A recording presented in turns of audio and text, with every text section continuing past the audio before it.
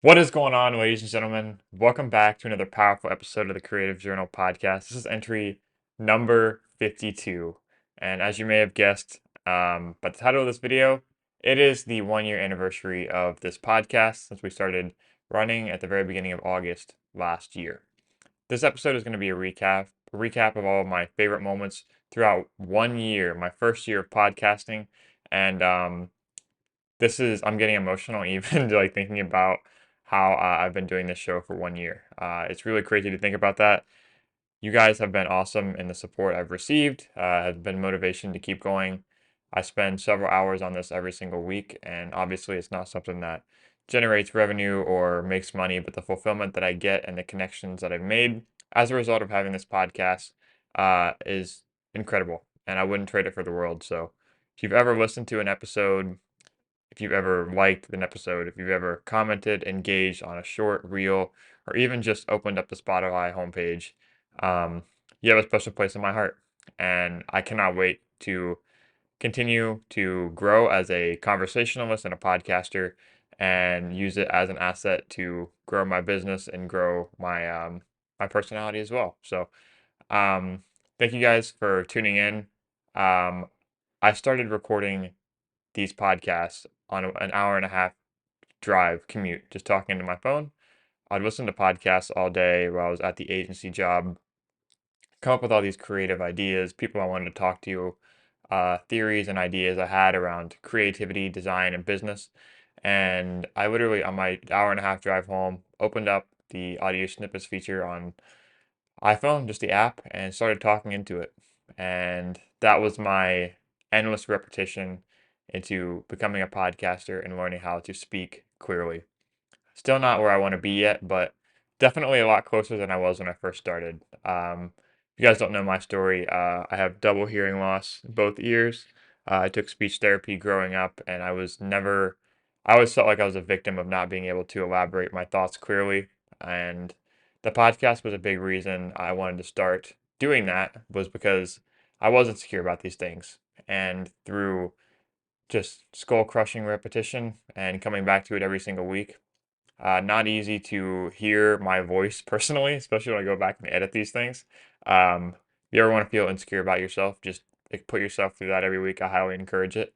But yeah, so this is going to be an episode of recap of some of my favorite moments. I have 10 or 15 snippets in here that I'm going to include.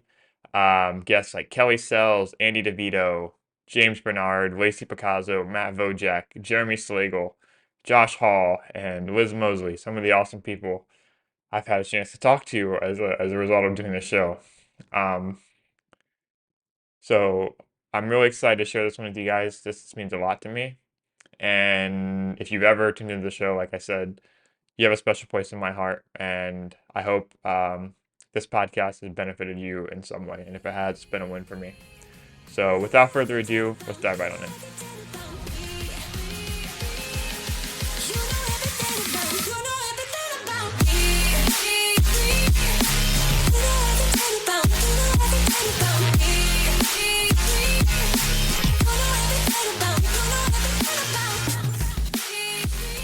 Settled on your priorities of family and design and how you use that to make choices that Sure. are hard sometimes.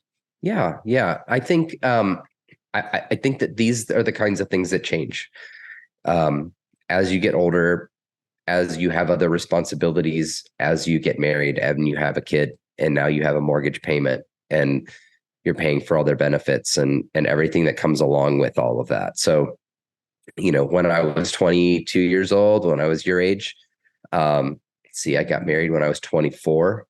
So, dating my wife at the time, and I worked for that video and film house at that moment, and I worked crazy hours. If they needed me to work on a Friday night, I'd be like, babe, I can't go out on a date tonight. I know we had plans. They need me to stay and work. Didn't get paid or compensated for the extra hours. If I had to work on a weekend, occasionally I had to work a weekend. And I don't look back at that and say I had a bad work-life balance, because I didn't, my life was not as complex as it is today. It was weighted a lot more towards trying to figure out my career, trying to learn as much as I possibly could. And I looked at it as every project I do is something more to learn. And it's something more to kind of add to my quiver as I continue to move forward. So, I have two kids that are both, I have a 21-year-old son, I have an 18-year-old daughter, both full-time graphic designers now.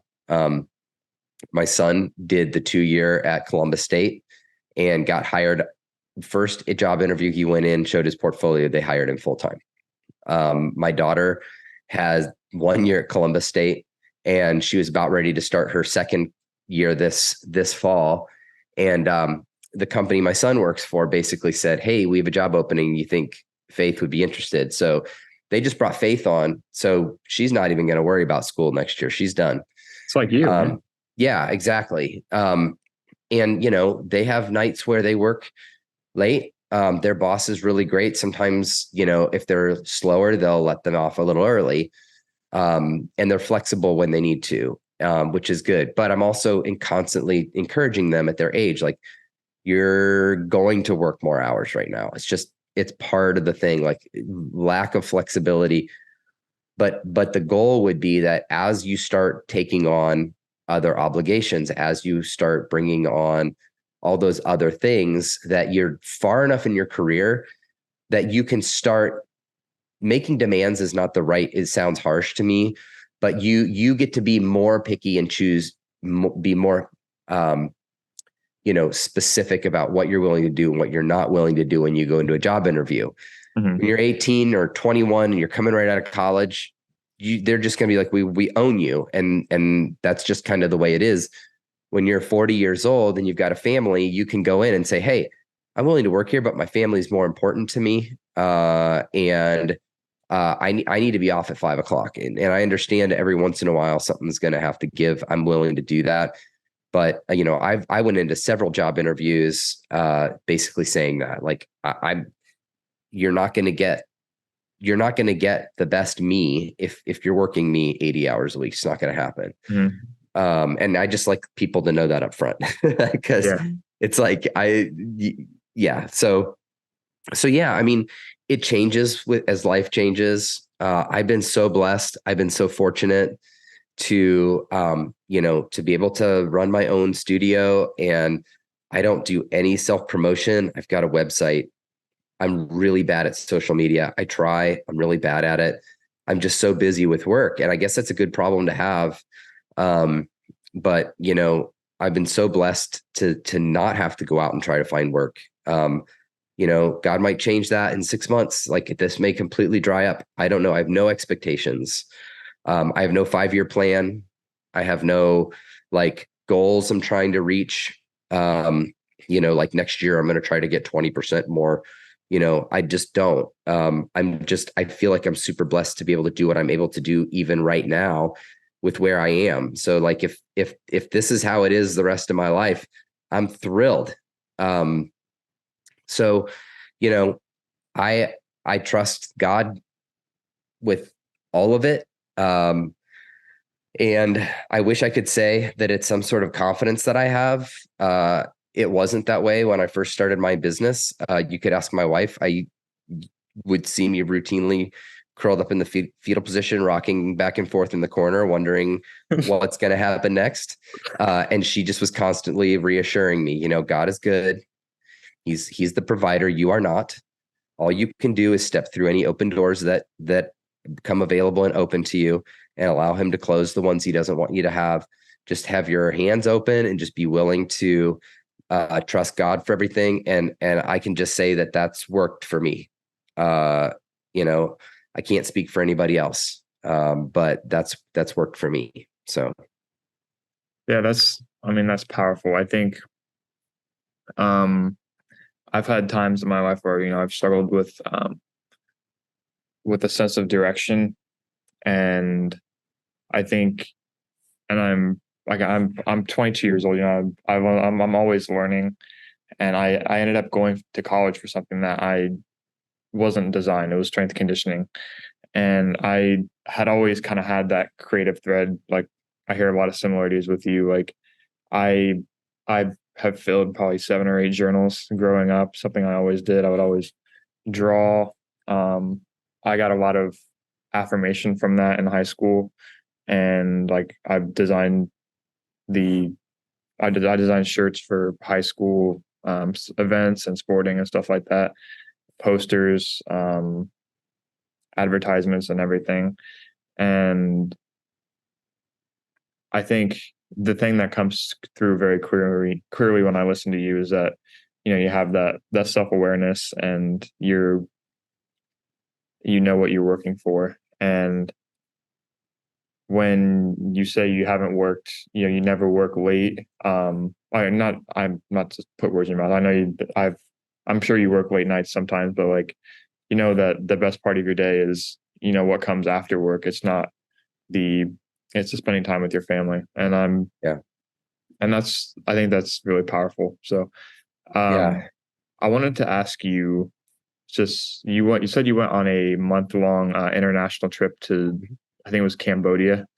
Yep. And I think reading that about you, I feel like it was a really powerful trip.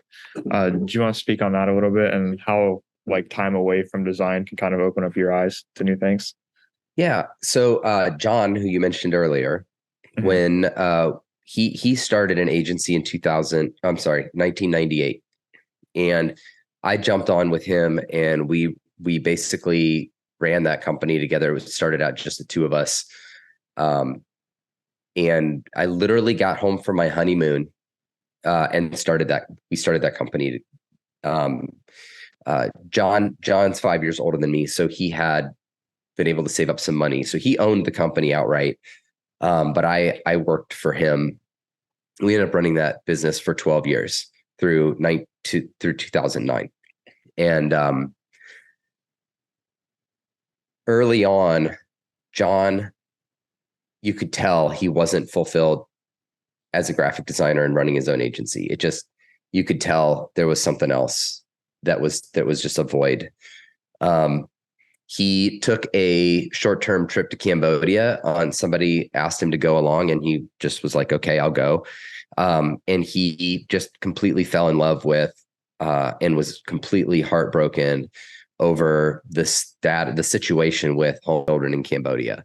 Hmm. And so by the time 2009 came around, we were running a small design agency and like 16 orphanages in Cambodia and Thailand out of that small business.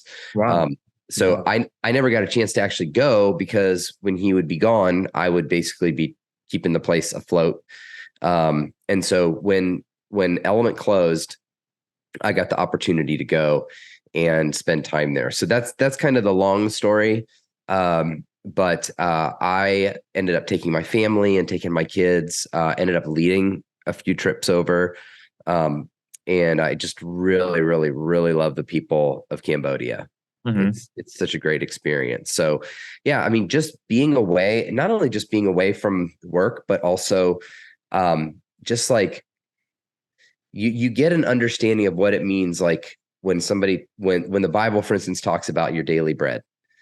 Like what does that mean? We don't have any understanding for that. Like for daily, for us, we go to Costco and we buy the 4 loaf pack, we put it in the freezer and we use it as we need or whatever, or we buy like that giant thing of chicken wings.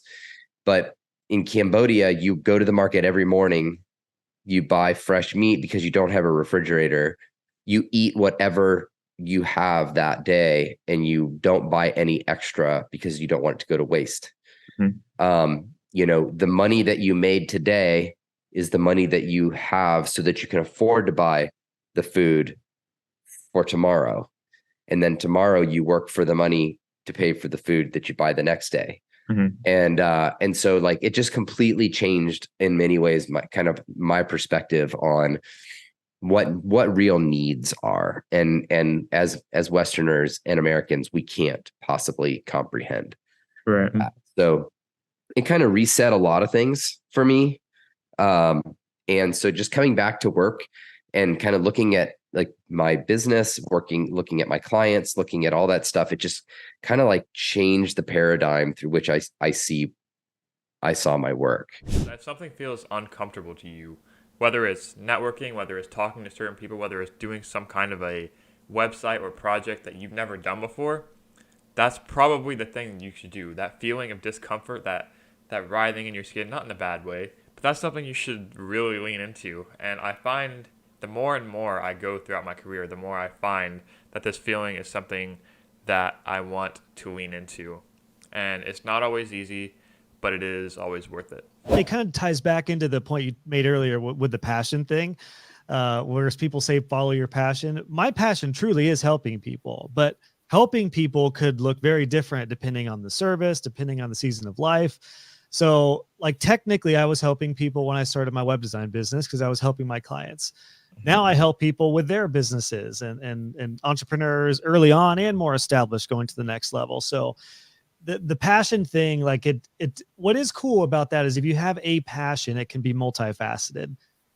Like my passion wasn't just building Divi websites. I enjoyed that, but I don't even barely do that anymore. Now I coach more than anything else. And like I said, communicate and podcast. So I don't know where I was going with that, but it just goes to say, like, if you have a passion, don't limit yourself with that passion. It's one thing that's kept me nimble and really excited about being an online entrepreneur too, is it does often change. Like things switch up and things change up. I'm learning to appreciate that more and like that more because I went from being a freelancer, graphic designer, to web designer, to business owner, to agency owner, to course creator, to community builder, to coach. Like I've done 10 different things, podcaster, YouTuber, like I'm doing all these different things in a 10-year span. And that'll be the case for a lot of entrepreneurs. How soon after sending emails do you try to transition to a some kind of a Zoom call or in-person meeting? Do you mention that usually in the first email, or is that I something I you mention wait? it, if not in the first one, it's definitely the second one. So my 3-point process is, this is a cold outreach, right? Mhm. So I email the person, I'm cordial, I'm friendly, I'm relevant, and then I close with, I will follow up with you again soon to see if we can find a time to get together. I never ask a client to let me know when they want to do something. It's my Yeah. job to schedule an appointment with them. It's Yep. my job to follow up with them. It's not Mhm. their job to follow up with me. They're Yep. getting my email plus another 25 or 30 or 50 every day, Yeah. you Kind know? of reduce the friction for them Yeah, to commit to. So, like, if someone were to ask you, it's like, "Oh, we need to get coffee sometimes," just an example. You say, "Okay, great. Let's go to this place this time. Meet me there?" Question mark. yeah, That's something that's really been valuable for me is that yeah, if you want someone to, if you really want to get someone's time, because people are very protective of their time, and rightly so, you have to exactly.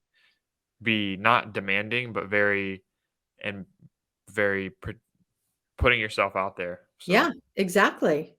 mhm. So, Definitely.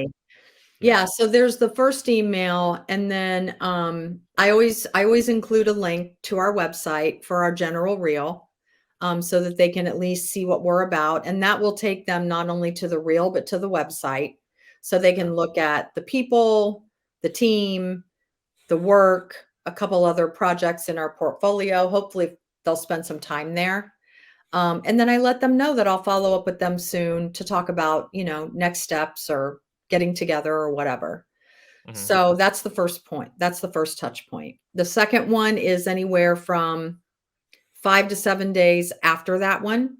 I'll email them the second email and say, I hope you're having a great day or your week's off to a great start. I use a bunch of different ones.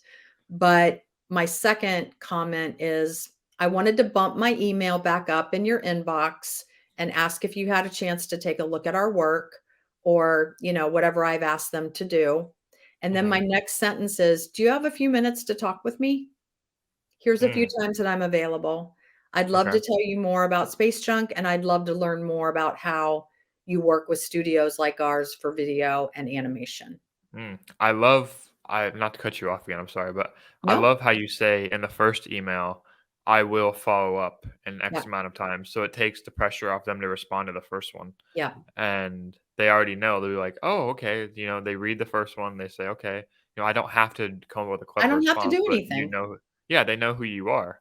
Yep. And then when they see the second one, it's several days later, so they're not like, "Oh man, so spammy," but yeah. So as you're saying it, I'm putting these things together. So, Yeah. um, but yeah, what's the last three part of it? So the third part of it is, again, going back to relevancy. If they haven't gotten back to me, Mhm, or they haven't indicated that they would like to schedule time with me, then I'm going to hit them with a very specific reel that is relevant to the type of work that they do as a brand or as an agency. So I have software that I use to build our reels, where mhm, I have every project that we've ever done that is representative of the type of work that we do. mhm. Gosh, I don't even know how many projects are on there. Hundreds, hundreds. Um, but I will build a reel that is specific to their brand, not a big one, just like maybe 2 or 3 projects that they can click on and go watch and say, "Okay, all right, so here's a live action project that they did. Here's an animated project that they did in my vertical, like, banking, retail, food and beverage, whatever vertical I'm reaching out to. I make Mhm. sure that I'm not showing a food and beverage company a banking commercial, you Right. know? Mhm. Um, but that's my third touch point is, look, I'd really love to get together with you. If you don't have, I don't go to the negative side. I try not to ever say, if you don't have time. I try to always be until we're able to meet. I wanted to show you a couple projects that I think are relevant. Mm, And then mm, here's the reel, and that's a link. And again, that's a little further down, so they're not clicking on that first and not reading mhm. my email. Yeah. Um, and then I'll say again, I'll follow up with you again, but on the third email, sometimes on the second, depending on if there's a response, how Mhm. that process goes. Yeah. Um, I'll include my calendar link and say, if it's easier for you, whether it's next week or when you have time, here's my calendar link. Feel free to go on and schedule an appointment. I get a Yeah. lot of appointments through my calendar link. Mhm. You use Google Calendar? I do. Okay. Yeah. Okay. That seems to be the best. But yeah, Yeah. that's a lot of value in that framework. Like Yeah. that's something that people who are looking to take solid action, that's something you can do today is just start that three-step sequence. I'm gonna be rewatching this and taking notes for sure. Good. But yeah, that was worth a lot for sure. But I So really appreciate there's you. What is your job? What you do now? How is that kind of taught? What has that taught you about leadership? Like, Yep. because you have a ton of students, a lot of, and from what I gather about you, you really value giving back. You value the mentorship side of it. I know there's a couple programs at Ohio State that I'd love to give you a platform to talk about. But how do you see your role as a leader now, and how do you value that? Yeah, no, that's a great question. So as a leader of my team, there's my primary focus is really to build up my team. That's my primary focus is how do I make them feel valued. So the one thing that I like to do is how to identify these opportunities. I mean, one, it's talking to them. I mean, every day we talk, and whatever it is, whether it's about design or if it's about their personal life, whatever it might be, just interacting with them to understand who they are as a person, but then also where do they want to go, what do they want to do, so Mhm. to me that's always the biggest thing is understanding that and knowing that, okay, well, she wants to be a creative director someday. All right, what can I do in my space, in my capacity to help her get to where she wants to be? Mhm. So my, like I said, my role is just making sure they feel valued and understanding and looking at those opportunities for them. um, Mhm. transitioning from a designer to the lead designer to the director and having more of that leadership role, it's definitely important to make sure that, one, yes, your still primary focus is strengthening the brand at Ohio State. I mean, that's it, right? Mhm. But Mhm. 1A is building the team, making sure the culture is great, and making sure they love coming to work every day. And yeah, sometimes it's challenging, no doubt. And I've learned my lessons throughout the years of, how do I continue to build that, and what's the best ways to do that. Mhm. Fortunate, here at Ohio State, like I mentioned, the resources we have and in the leadership we have. I mean, I can go to, some of my peers and say, hey, what's the best way that I can handle this situation, and we had some great feedback. Mhm. So So being able to do that, I mean, is really what also makes me love to come here to Ohio State is giving them those opportunities, finding those opportunities, and seeing them grow from where they were to where they are now. I mean, we just hired a couple new designers last year, and it's amazing just after 1 year how far they have come. Not only just their skills, but their Mhm. soft skills as well. Their communication, how they're communicating to clients. I don't like to say clients; I like to call them partners, but essentially it's Mhm. all the different units within athletics that we support. Um, Mhm. but how they engage with them, how they interact with them, the questions they ask, right? So it's all about that design process and how we as visual communicators can help support each of the different units and all the different teams that we service. So seeing them grow is a huge reward in my eyes. Um, Mhm. and I think you were touching on this as well, like the student internship program that we have here. Is another area that I really feel a lot of pride in how we continue to develop that. And hopefully the students feel the same way. I mean, Mhm. we try to build build a culture, build a foundation for them that they can always come to my office, ask any questions they want, right? My door is always open. That's how I always am. I'm a transparent leader. I'm always going to tell you how things are, but I always want feedback as well, how I can get better. Um, Mhm. so with our students, it's the same way. It's how do we help support them get to where they want to be, whether it's the skill set, whether it's, okay, here, I see that you are interested in motion design. Here, come talk to these people and they can help you with that and help you better that skill. Or Mhm. here, I want you to lead this project. You can communicate directly to the client and work with them. And that way that'll help build your communication skill, right? So all these Mhm. different areas we're really looking to do in building not only the designer, but the person, so that way they can really grow and once they graduate they're ready to go, and that's the other thing too, and I'll stop after this, but um, seeing where our students have gone and where Mhm. they have had opportunities and jobs after graduation, it's like I feel that I've had a part of that, right? Yeah. So we've had students in the past, like they're leading their own company right now. Lacey Picasso, I don't know if you guys know her, but I mean, she's huge right now in Columbus, one of the best leading creative leaders in Columbus right now. And Mhm. she did great work, and she worked with us, and I love that she did. And maybe she would say this, and maybe not, but I feel like what we've helped provide her, just a little bit of guidance, maybe helped her to get where she is, where Mhm. she started, I should say. But just different instances like that, and seeing where these students have gone. And yes, Ohio State in the program 100% contributed to that, but I feel that the year or two that they're with us, the most that we can get out of them to show them that real world experience is what we're trying to achieve. So if we Mhm. do that in the smallest way possible, then it's success in my eyes. So That's awesome, man. Yeah, that's really awesome. You can tell you're really passionate about that. And I mean, it comes back to you too. Like you see all these successful students and they I'm sure they have nothing but kind things to say about, their time there and everything that they learned, and having a part to play in that is I imagine super rewarding. So, absolutely, absolutely. said Lacey Picasso, Yeah, her yeah. name? She's a Okay. beast. She is good. I'm telling you. Yeah, we might have to have her on the show. She sounds like a high performer for sure. Oh yeah, yeah. Yeah. I would definitely recommend her. She's really good. Mhm. Has built Yeah, a kind of. great team. Yes. Awesome. Well, kind of branching off that, you interact with a lot of students. You went through the program yourself. You took the steps. You did all the rules like we talked about. What are kind of what are the traits, the habits, the skills that you see in your most successful people that you mentor that go through the program? People that ki- Yeah. are most successful in, the creative industry, whether it's at Ohio State or anywhere else that you think would be good values to have. Yeah, no, that's a really great question. The biggest thing is one is communication. I think, and that's everything in life, right? You can point that all back to communication, relationships, partnerships, whatever it might be. So someone who is willing to ask questions as well. And when I say communication, it's also asking the questions, because sometimes, and we've in the past, and we've had this, we've had students where they would come in, they would do their work, and they would leave.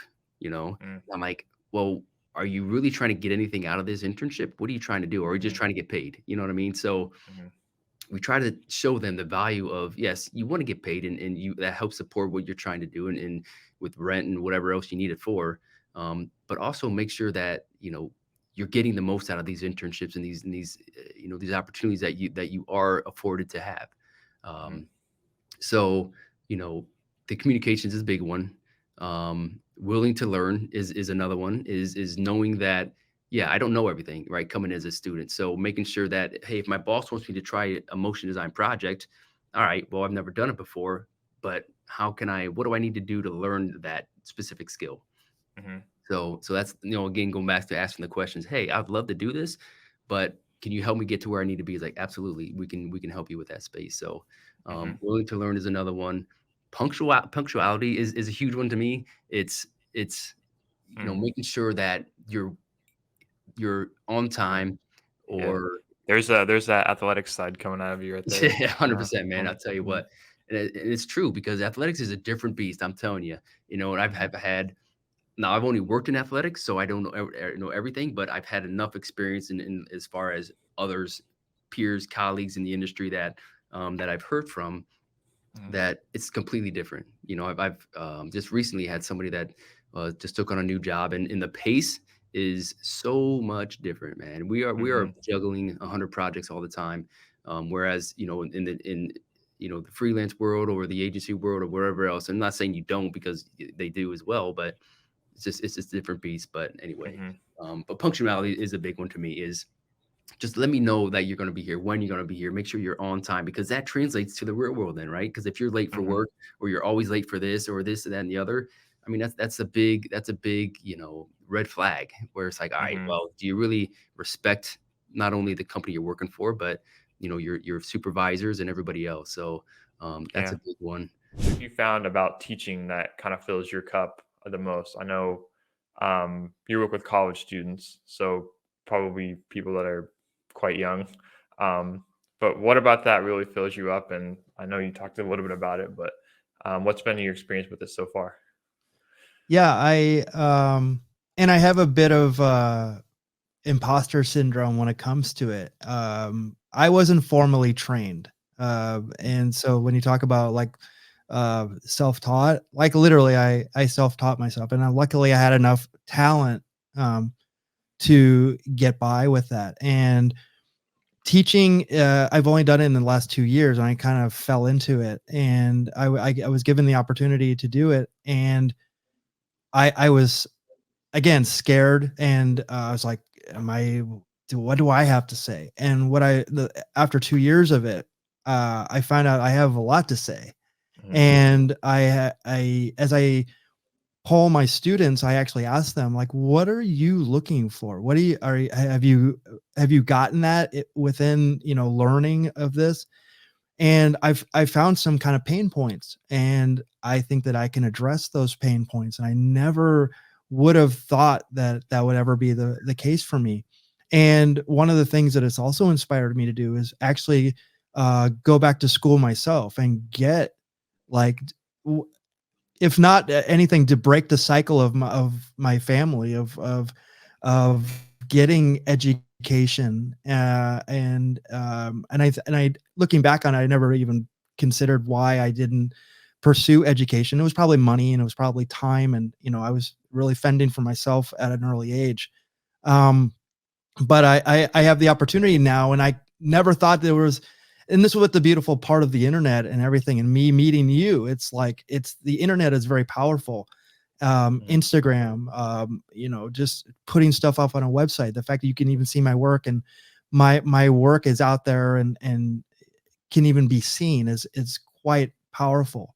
So Mhm. I've learned that, and that's why I'm eager to build this learning platform. Is I know there's a lot of people like me that may be held back and not have the opportunities that everybody has, and um I'd love to address those uh people, but also really give back more than I get back, because I feel like I'm going to get as much back as I need. And is it about making $1 million? That would be fantastic. I could do so many things uh, positive for my girlfriend's nonprofit, for other things that I'm passionate about. But it isn't about making $1 million. It's about really ultimate happiness for myself. And I think that that's one thing I've always been striving for, is happiness. Mhm. And I put all these other things as far as goals, as that's what I was trying to reach. But happiness was never in it. And now when I teach people about like even emerging technology, like I've been learning about a lot about, Midjourney, Chat GPT, and all these different things that are super disruptions in graphic design. Like people think that like AI is going to take over graphic designers' jobs, and that's very understandable because I've been through, when the computer that took away what I was doing before, right? Yeah. Phones now have better cameras than DSLRs and traditional film cameras. I've been through this before. They're all just tools, and Yeah. it's how you use those tools. And you have to adapt. You have to understand that to where your place in this is. And if it's still in drawing and painting, definitely go all in on that, because there's still a place for that. It's crazy for me to say this, but I'm 36. Damn, you're old. I know. I No, I'm didn't just think kidding, I'm just I kidding. didn't think that was the case, but no, I guess I think it's really great for you to start something like this, to be vulnerable about kind of what you know and what you don't know, and Mhm. have some honest conversations like this. I think you're ahead of the game, honestly. But let me ask you this. Mhm. Let's say 10 years from now, you're 32 at this point. How do you describe what a successful creative career is at that point? And do you think you'll be successful at it? That's a good question. I would like to think that, and I'm not by any means a cocky person. I have very large amounts of insecurity around pretty much everything I do. But I would like to think that no matter, and I've kind of always had this in my head, that no matter what no matter what I do, I'm, I'm going to find a way to be successful. Um, and that was back, when I tried to apply that mindset to school, to creativity, and it's scaled kind of the same way that you did. Like you start doing this one thing and it kind of leads to another thing, and you want to learn how to do it. And the biggest superpower you can have is just having a belief in yourself that you're just going to have the grit to overcome it. And like you start at creativity and then you find a way, oh, how do I make a way to do this to a living? A step after that is to learn marketing, business, contracts, invoicing, all that stuff. And then use that to get more work. How do you use it to serve people in the best way you can? Um, if I was going to tell myself now what a successful career looked like, I think it would be to just trying everything and then trying to find that one thing that you can't stop thinking about. And for me, so far, that's the goal of having these conversations, is to try and Yeah. figure out what inspires other people and what they can't stop thinking about. Because I think I haven't had, I don't know if it's the self-awareness. I don't know if anyone can feel this in the moment, but you really haven't found that thing. And I think the more I'm kind of starting to go on this journey of the creative industry and making a career out of design and service, is that I don't know if you ever really find it. I think it's just kind of the pursuit of looking for that thing and then learning as much as you can on the way. And that Right. um I don't know how accurate that is, but I just trying to I told my parents from the start, was just like kind of following the trail of creativity, kind of like a cat follows the thread of a yarn ball, it's kind of like kind of aimlessly, but you're just kind of picking up sensory feedback on the way. And it's just kind of having the faith that's all going to work out, I think, is big too. That's But awesome, man. I Yeah, I guess one of the reasons I ask you that, because it's like it's interesting for me to think back on like what would 22-year-old me say about anything. what do you say? Um, I can also, I'm not trying to be cocky here, but he would be proud for sure. Mhm. He'd be really happy with how everything is sort of going at the moment. Um, I I don't know. I guess that's really all I can think about at this moment. Honestly, for me, it goes back to even my 12-year-old self. like I talk about this all the time, but like I'm always thinking about 12-year-old me. Mm-hmm. And like, you know what, that kid, he wanted to make stuff. He wanted to make stuff all day long. And I mean, no, I don't necessarily like make stuff necessarily all day long anymore, but I'm still happy. I'm happy with the time that I had with, you know, being a 3D artist and now kind of being more of a creative director or film director. It's kind of one of those things where you're like, you kind of have these periods and it's like, it's okay for them to end. And I think 22-year-old me probably would have said like, you sell out, like you stop doing the thing. Like we said that you weren't going to do that. Yeah. But I think there was also, again, you don't know what you don't know kind of thing. And I guess one of my other beliefs is that like, you're under no obligation to be the person you were yesterday. Mm-hmm. And that's another thing that I say all the time, but also said by Alan Watts most famously. Gone about your career as by getting yourself, you know, into circles with high performers, people that you admire and want to rub off on you, in kind of like all areas of life. Like, how do you kind of keep tabs on that? Yeah, I have a few different answers to this, but I think this is a really good question and is really important for people to be mindful of because it makes a huge difference. I mean, my answer is really about finding your tribe, Andy, and being able to find the people that fill your cup and that you share similar values and mindsets and goals and beliefs with. But it's really hard to find your tribe until you know how you position yourself. And so you had asked earlier, like, how do you make the most of conversations and how do you get in touch with people and how do you make the most of networking and know what things to go to? I've seen a lot of really smart, really talented people struggle there because they don't know how to position themselves. And as you know, a designer, you understand what brand is and you understand what positioning is, but most people don't think about it, right? And so positioning is not just for brands and products, it's for people too, right? And so if I think about who am I as a person, where do I want to go and grow, and who are the sorts of people that I want to be like, that I want to be with, like you have to think about yourself in a tight positioning, which really just means what bucket would you put me in? How would you describe me? And how do you keep that tight and narrow? You know, because we're in 2024 now, I guess. I've talked to lots of folks over the last couple of years who are senior executives, who are C-suite, who are really talented, have this amazing career. And when I'm having coffee with them, I say, like, what's next? What sort of job are you looking for? And they say, well, I don't know, because I could do anything. You know, like my career has been this broad and I could do some finance, I could do some operations, I could do some merchandising, I can do some creative direction, I could do, you know, like all of these different things. It's like, oh gosh, you're going to really struggle in a job interview. Like I have to tell you, like, I don't know who to connect you with. And I say, well, what type of company are you looking for? Tell me more about the specifics. Well, it could be big, it could be small, it could be anything. I just want a great team.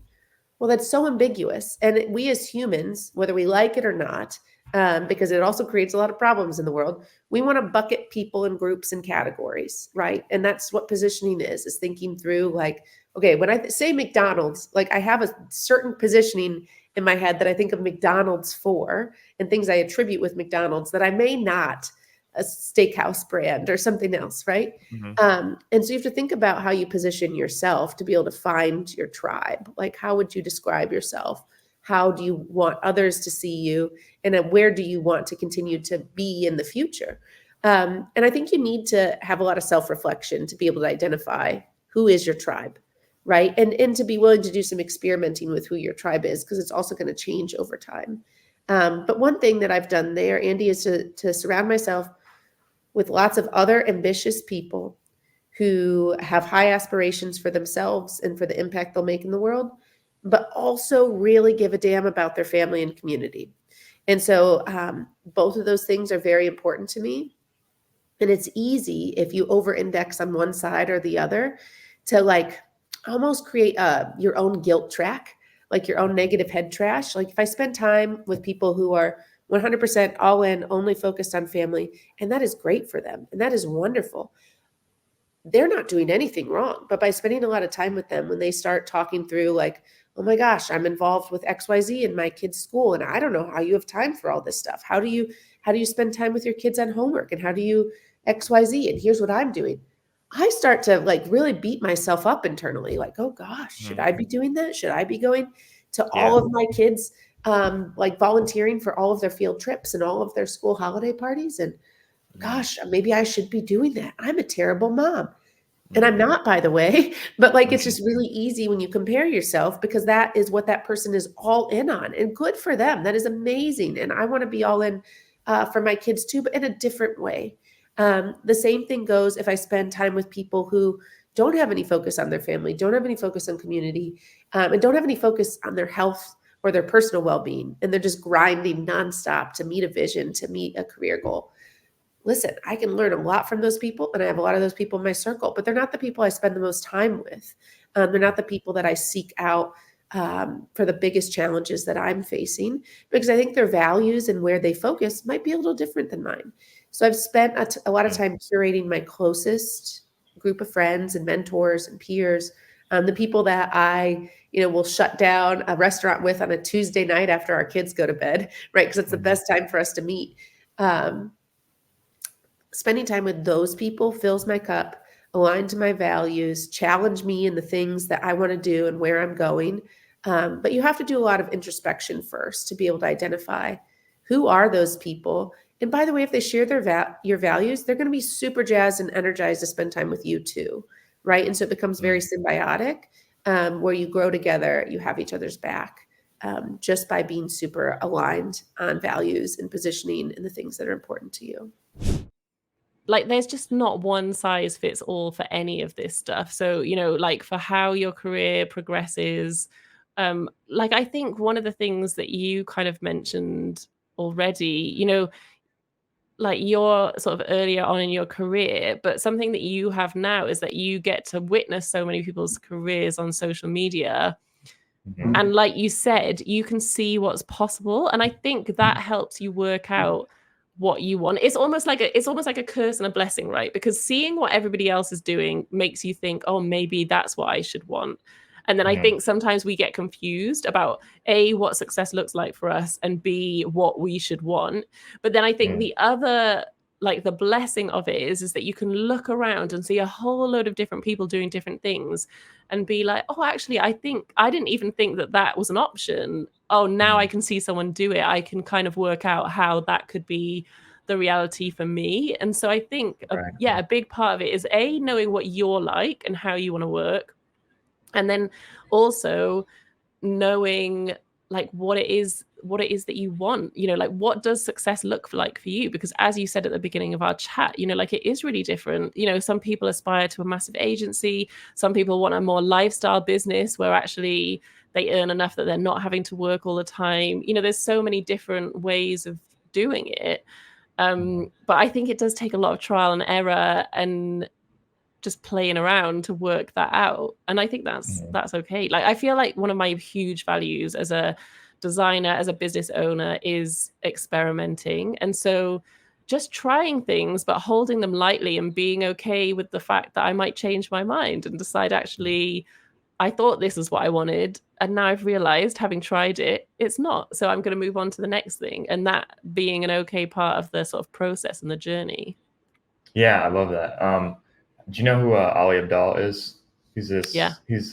Yeah. So he talks about this thing called like approaching life like as an experimenter. So trying to, whether it's trying a new career path, whether it's talking to someone new, whether it's doing all these things, you don't attach your emotions or your metric of success to the end outcome. You just, if you did the thing, that was success, and then the experience that you gain from it is the value that comes from it. And that's really hard to do because I think a lot of people, I know myself, was at least raised with a very black and white measure of what success was. And to kind of reorient that is, you feel like you're kind of tricking yourself a little bit at first, like, oh, okay, I mean, just doing it doesn't really get you there. But once you build the habit of just putting yourself out there more and more, and it becomes addicting. It becomes, starting a podcast, making connections with people. As someone that wasn't great at talking to people, I was like, okay, this is awesome. Like making these connections. I mean, podcast people are just super cool. And I mean, learning too. Like it's just, yeah, I love everything you just said right there. And there's a lot that I was going to go, but That was really good. Thank you. But that also leads me to something else I wanted to talk to you about. Was it was like one of the first pieces of content that I really resonated with of yours was kind of your approach to rejection and how you've taken that to like extreme heights. You started like a whole movement behind it. And I just want you to unpack that because I started a little experiment of my own and definitely helped me in my career. So I would, love to hear how that got started and some of the wins and maybe funny stories that have come out of it for you. Yeah, sure. Yeah, well, it was about a year and a half ago, and I was lucky enough to go to Adobe Max, which was in LA, and I bought Christo's book at a stand. And I think I met him like really briefly, just to sort of like say hi when he was there or whatever. Anyway, I did the classic thing. I took a picture of it, posted it on my Instagram stories, tagged him, and he replied and was like, "Oh, thanks for the tag." Which I was like, "Oh, I didn't expect him to reply. That's nice." So I thought, "Oh, okay, if I reply to him now, he'll probably see it because he's in his DMs and like he's already messaged me, so it'll probably show up in his inbox." So I just thought on a whim, right, I'm going to just invite him to be on my podcast. And I did. And he asked me how many downloads it gets. And I told him, and he was like, "Oh, sorry, I'm looking for like a bigger audience." So he said no.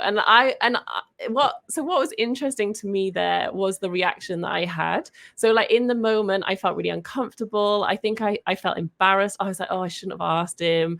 I think I felt a bit of like shame, the whole thing did not feel good. And I remember thinking, right, I'm not going to do that again. I'm not going to ask someone of that kind of like level of fame to be on my podcast because this just doesn't feel good. And so then over the following months, I kind of started to unpack that. And I was like, hang on a minute, if that's sort of the reaction that I'm having from probably like the nicest rejection you could ever get, like he was so friendly and kind about it. I was like, how is this holding me back? How is this stopping me going from things? Because I'm just having this like extreme reaction to something that's actually in the grand scheme of things pretty minor. And it just made me realize that I think like that a lot. And so one of the things I have learned about myself as I've run my business is that I work really well if I have a challenge or if I turn it into a game, if I make it something fun. So a friend of mine called Katie, she's an illustrator. I had remembered reading a blog post she wrote a few years ago where she had done this like seeking out no's, like she'd intentionally gone out looking for no's. And there's lots of people doing it online. I think, I definitely can't take the credit for the idea. But so I thought, okay, great, I'm going to do a rejection challenge. So I set myself a challenge to get 100 rejections in 6 months. And what was so interesting to me was how my mindset on it just switched like immediately. It wasn't even like I needed to get all the rejections for my mindset to change. It was like, because I'd made the decision to do that, I'd like straight away turned it into a win-win situation for myself. So if they said yes, great. Obviously, that was what I was hoping for. But if they said no, then it just helped me get closer to my goal. And then obviously I started making content about it. People like resonated with it because, this is the other thing. It's something that everyone struggles with, but we don't talk about it because we think it looks unprofessional or, like what are our clients going to think if we said, we got, someone turned us down or someone didn't want to work for us. I think we've got these like very sort of outdated views of professionalism now. And so I started sharing a lot about it and connecting with different people. And one of the things that was really cool is a bit like how you said you've done your own like little challenge, like people started messaging me being like, "Oh, I'm not doing a challenge, but you like seeing you post about it inspired me to pitch for this thing and it's happening." And they said yes. And, like all these other people started doing it as well. And it's just been like a hugely positive thing for me. And it has really changed how I think about rejection. And I think having to sort of like think about it and analyze how I was feeling after each one just helped me accept it as part of the process, especially as a creative. I think it's so, it is a really scary, vulnerable thing to put your work out into the world, even to show your work to clients. I still get terrified about that. And so like just accepting actually this is just a really normal and natural part of the creative process. Everybody's experiencing it, even if they don't talk about it. And then I think I just got really excited about talking about it because I wanted everyone else to feel like, yeah, this is okay. You know, it's okay that I got rejected. It doesn't mean I'm terrible at what I do, because that's what we do, don't we? We are like the voice in our head starts to like fill in the gaps, and it's like, well, I haven't heard from them, so they must think they either hate me or they think I'm terrible at what I do. And we just like make up this story that's not even true. And usually it's like that the email ended up in their spam folder, or like they just had a crazy day and they saw it and then forgot to reply. You know, like there's so many other stories and other reasons that it could be, but we always sort of go for the worst case scenario.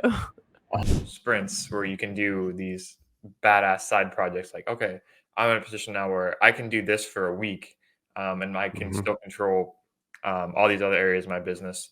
But this is what I need to be spending my time on right now, and then really dive in deep on that. And it's nice to not be able to not have to do the same thing every single day too, because that's taken a long time for me to carve that out. Like that's not something that's just happened overnight. Like I've spent the last 3 years trying to make this kind of, you know, day-to-day life happen, and it is I'm very lucky and I'm very fortunate. I've worked hard to get here, but obviously I'm trying to diversify my income streams at the minute. I do my main business is the business of logo design. But also now I'm sort of branching out into things like public speaking, digital products, a little bit of paid partnerships as well. Like, you know, it's kind of when you do a paid partnership with someone and you make twice as much as you would for a logo project, which takes you a month to complete. It's kind of a bit like, what am I doing here? I'm in the wrong business. So yeah, no, it's nice to be able to kind of branch out into those things. But like I said, it's taken a long time to get here, and I'm only able to do that because I'm a freelancer and I can set my own schedule. And you know, I follow people like Chris Do and James Martin, who are in the business of graphic design, and I've learned from them, and I've learned to charge a little bit more and how to charge a little bit more. And that has really helped me kind of build in that buffer to be able to work on my own sort of side projects. And yeah, like I say, I've been wanting to make a course for something like a year, just have never found the time. And I forced myself to go, right, I'm not booking any new projects until the new year to give me at least 6 weeks to do this, because it's huge. Like that's not like me at all. I like short projects that take a day or two to finish because the end is in sight. When the end is 6 weeks away and you're writing, you know, 12,000 word script, that's really difficult to kind of keep the keep the focus on something like that when the end of the goal is so far away. And there's so much to do. I find it really hard to not procrastinate and dip my toe into other little things. So this has been really tough. And I was only able to do that because I'm a freelancer who can say, right, I'm not working on any client work until the new year. So it's been kind of scary and kind of great at the same time. Yeah, it's weird. Yeah, that's awesome. That reminds me, I hate to bring up like James Clear again, but he was I heard him on the Tim Ferriss podcast, and he mentioned something really similar, but like for writers. And I really felt this because like his whole career, he was a blogger, right? So he's like, and he talks all about feedback loops. That's his big thing with habits is they have to, they have to be rewarded or discouraged. And that's what keeps them in place. So like he went from a blog writer, you know, uploading every 3 days, every day, every 3 days, to a source online, to writing his first book, Atomic Habits, which took him almost 5 years to write. So he's like, yeah, this could have been, he just stopped and he was still scraping out blogs in the background. But he said, yeah, this is, you know, if I look at my life before and after, that period was necessary. When you're going through it, when you're going through the bullshit of the whole day can go by of grinding, and you feel like it's just as big of a mess as you started because, you know, no one's giving you feedback and you're kind of doing it yourself, and the payoff is so far away. A bit of perspective. Yeah, that's really tough. That's it, isn't it? It's the lack of feedback as you're going is one of the hardest things to kind of push through. And you know, I got approached to write a book last year, and we sort of toyed with some ideas, and ultimately it's been put on pause because I can't find the promise of the book, like what's the sort of selling point of it, but B, it's like that project is a 6-month project, and with no kind of financial reward or kind of you know, the dopamine hit of launching something and it doing well. That won't come for such a long time. It's a huge undertaking. So I'm really impressed by people like James Martin and Alan Peters who've just launched these books about logo design, and how long that took and how much effort that took to do. Yeah. But now that they're out there, those guys are kind of so established, and that's the reward of it comes much later. So yeah, in our world of sort of short attention spans and dopamine hits of, you know, posting content on social media, projects like that are really, they're so different. And this course has actually been like a huge thing for me. Like 6 weeks isn't as long as sort of writing a book, but it's felt like this is an actual project, and I've been really enjoying kind of diving into this. Yeah, absolutely. And I think having projects like that, there's points where because I get into my own head a lot, and I think, you know, what is like the trajectory of a creative career. There's going to be times where it's not, I say you don't want it to be the same thing every day, but there's going to be times where it looks different, where the stuff like that, where even if it doesn't feel like that, you're not getting the feedback, the stuff like that is what's actually moving your business forward. And something that I think is going to be really hard for not just me, but other people as you grow and scale, is having to say, you know, no to stuff like that. And for someone like you who's scaled really quickly, you know, after you started, I mean, I know obviously years of hard work and doing stuff that wasn't your ideal life, and then getting there, and then you're at a point where you have a lot of stuff, you know, you have to say no to, like, and doing that in sacrifice of something that may not be as enjoyable in the moment. But, you know, when that course comes out, you know, when that book comes out, I'm going to be really excited, you know, to consume it, because, you know, we trust you. And now that I know the stuff that you've gone, and you shared it too, you shared the journey with us of, you know, going through the bullshit of, you know, Premiere, and then all the small tips and the stuff behind the scenes. We've all seen it. And then when the course comes out, it's like, you know, man, here it is. Like, this is what you've been building towards. So I know we're all excited to see it. So it's all new to me. This kind of thing. I read a book called Launch by Jeff Walker, and it's, if you haven't read that and you're thinking about launching something like a digital product, you should definitely check it out. He's like a marketing guru who has made millions selling, you know, online tutorials and boot camps, workshops, that kind of stuff. This behind the scenes stuff, it's such a self-fulfilling thing, because people get, it's a piece of content that I can put out there to kind of generate excitement around the course and build up kind of a bit of momentum to it, and drive people to places like newsletter sign up so they can get access to it when it comes out early. But at the same time, for me, it's like a diary of the process, and I'm kind of structuring how to build this course is actually going to all be documented, and so I can go back and repeat this process next time round. It's brilliant. I love doing this, and like you say, it's down and dirty. I just whip my phone out and show what I'm doing at my desk, and all the production software, like the lights that I had to buy, the teleprompter, the camera setup, all of that stuff. It's like lovely and behind the scenes for people, but at the same time, it's a note for me of how to do it and what to do next time around.